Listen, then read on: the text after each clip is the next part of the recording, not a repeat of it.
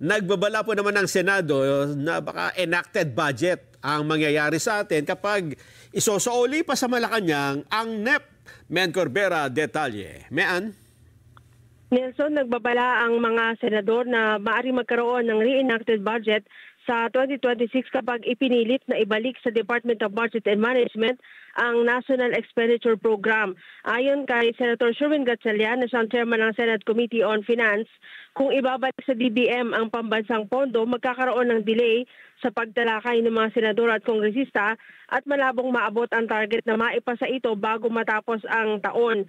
Marami naman kasi anyang mekanismo para ayusin ang mga kapalpakan sa pambansang budget tulad ng amendments. Wala anyang balak ang Senado na itigil ang budget deliberations sa halip aatasan ang mga ahensya ng gobyerno na may problema sa kanilang pondo na magsumite na lamang ng kanilang amendments. Pero sa kaso ng nadiscover nilang doble at magkakaparehas na alokasyon ng budget sa DPWH, magsasagawa raw sila ng kaukulang corrections at posibleng ilipat na lang ang pondo para sa Department of Education. Paalala naman ni Senator Ping Lacson sa mga kongresista, hindi maaring ibalik sa Malacanang ang National Expenditure Program. Ang magagawa raw sa ngayon ay magsumite ng errata, lalo na ang DPWH, pero nakadepende pa rin sa mga senador at kongresista kung susundin ang isusumiting report ng DPWH. Balik sa inyo, Nelson.